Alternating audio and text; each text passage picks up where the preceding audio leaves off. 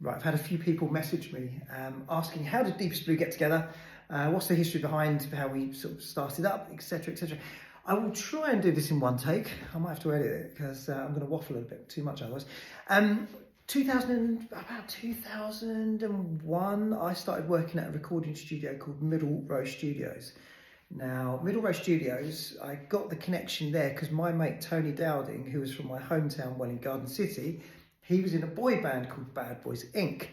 When he left his deal, Tony found out that I used to have a studio, like a small 4-track thing, some synthesizers like a DX7 and some bits of kit, and guitars and stuff. Tony found out that I could play and write and do stuff and asked me to help write his album. His album sadly didn't come out, but there were some brilliant songs in there, if I don't say so myself. Anyway, so that's that. Tony, I'm waffling, aren't I?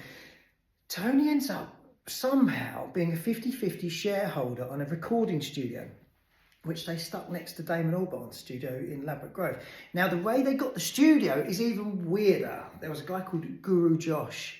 I think he did a track called Infinity. We see Josh around all the time. Josh had to leave the country very quickly and he just shot off to Ibiza with like a Winnebago and a car parked on the back, and he parked up in Ibiza and never moved his trailer or whatever it was ever since. And he got famous for doing some parties out there. Now, Josh had to leave the country, so he sold Tony his studio. Right, that's how I ended up at Middle Row, because Tony bought the studio, and then, right, there you go. Ed Case does the Gorillaz, Clint Eastwood, which is for Damon, and then I ended up doing the album with him. Right, how did Deepest Blue happen? Deepest Blue came about, Scott Franey, there you go. My mate Scott Franey, I used to sit at the back of class with at school. Brilliant DJ, rest in peace, Scott. You are, or was, fantastic, still are. He started working with a guy called Gil Goldberg. Now, Gil Goldberg managed Matty. Gil's famous for signing a band called The Gossip to his label, and they did really, really well. Matty had just come over from Israel. He's from a place called Haifa, really strong, thick Israeli accent. And Scott was like, don't understand a word what he's saying. Can I come to the studio with him? So I was like, yeah, all right. So I went down to the studio.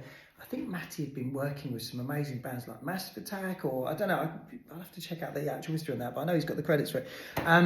So I was impressed straight away, but seriously impressed with his production and skills and how he puts the track together. He is one of the most talented people I've ever met, and he will not stop searching. He'll work through till 6, 7 in the morning without stopping, and then just get straight back on it at 10 o'clock the next morning. He's incredible. And you can hear Matty's work right now because he's working with a superbly talented young blood. So it's #1, blah, blah, blah, blah, blah. They're doing quite well.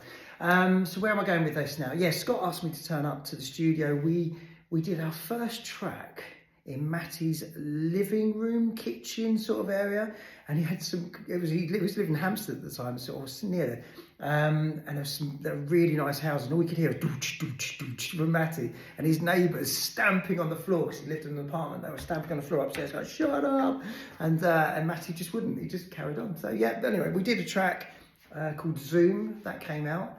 I'm trying to think of anything else I can tell you about the whole thing.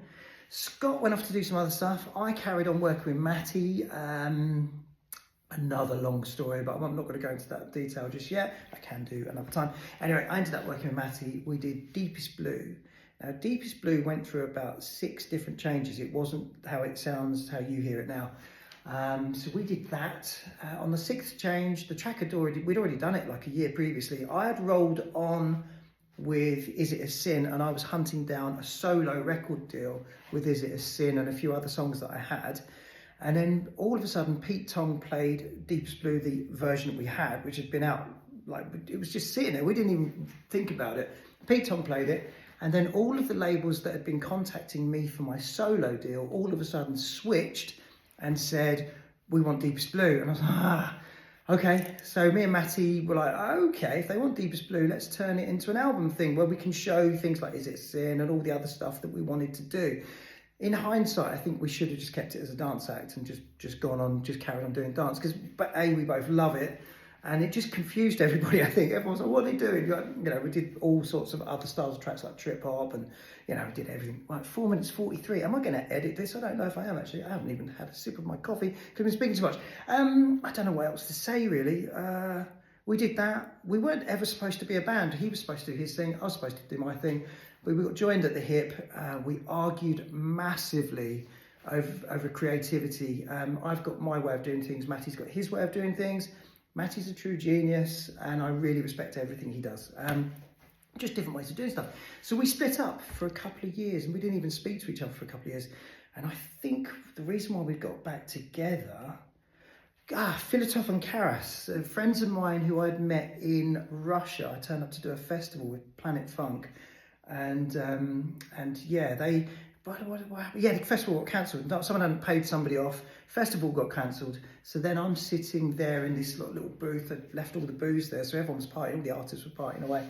And Dmitry Filatov came up to me before he'd started Filatov and Karas. I think he's about 19 years old at the time, asking if we could work.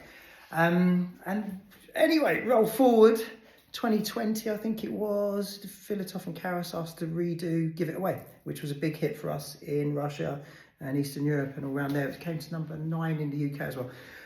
6 minutes. If anybody's still here watching this, thank you, well done. I'm going to drink my coffee before it gets too cold. If you've got any other questions and you want me to be more to the point, I don't know, it's long-winded and stuff, but anyway, thank you, bye.